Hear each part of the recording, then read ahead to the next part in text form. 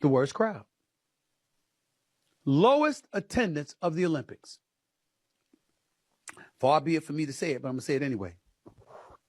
Didn't I tell y'all?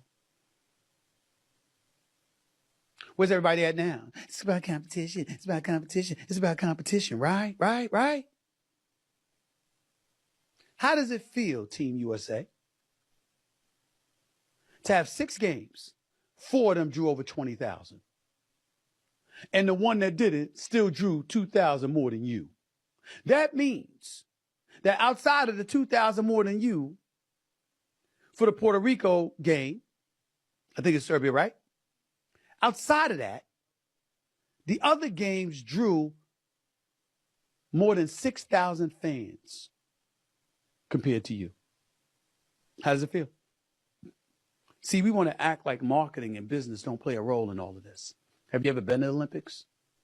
Do you know they'll remove you from events if they have a sponsorship deal with Coca-Cola and you drinking a Pepsi? I would know. I've been to 2 of them. I covered the Olympics in Sydney, Australia in 2000. I covered it in Athens, Greece in 2004. I would know. I ain't been back since. Don't want to go back. I can't stand the Olympics. I'm not talking about the games. I'm not talking about the competition. I'm talking about the way the Olympics treats people, particularly the media. I can't stand it. You have no rights. Everything's so restrictive because you're doing business with everybody and you're milking every penny for all it's worth, every chance you get. Well, guess what, ladies and gentlemen?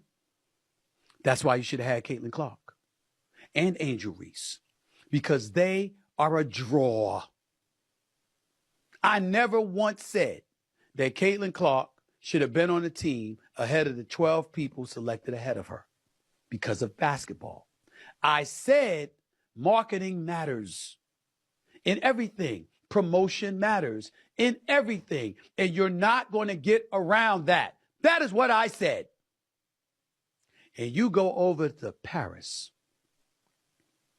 and Team USA, not Japan, not China, not Serbia, not Puerto Rico. No. Oh, no. Team USA draws the lowest attendance. How's it feel? Do you care? Merits. Last time I checked, marketing and promotion is merits because people want to get paid. You think they're over there just to compete for Team USA and just to engage in patriotism? People are over there also to build their brands, to elevate their profile so they can turn that into a marketable tool that could generate dollars for their coffers. We ain't fooling anybody here. That's what goes on. And it was a perfect opportunity for Team USA to do just that. But you didn't do it. Oh, Caitlin Clark, Dawn Staley, the great Dawn Staley, who I revere, by the way. But she was playing the way she's playing now. Well, wait a minute. You know she had the potential. You know, playing amongst other stars, with her marksmanship, she could have made big things happen. With her passing ability, she could have made things happen. Then she would have drawn excitement and eyeballs, and people the world over would have been watching her, which would have assisted in the elevation of the WNBA brand, which would have benefited everybody. But you didn't care. Far be it for you to pay attention to all of that. And now Team USA is on the docket, drawing the lowest attendance of anybody in the Olympics. Ladies and gentlemen, we're going to say it. That's embarrassing. That's embarrassing. Team USA drawing the least amount of attendance? China and Serbia and Puerto Rico and them getting better ratings than you? Getting better attendance numbers than you? Really? Really? Y'all something else, man. Told y'all. Caitlin Clark would have damn sure been on that team. And the more I saw Angel Reese playing the way that she was playing, and the way her and Caitlin feed off of one another from a rating standpoint, she'd have been on the team too. Because I would have saw the forest from the trees, and I would have said, they're marketable. More so, unfortunately, than everybody else right now. I'm going to milk that. How do you think the NBA became popular, ladies and gentlemen? You think at the time that Magic Johnson and Larry Bird first came into the league that they were the 2 best players? They weren't the 2 best players instantly.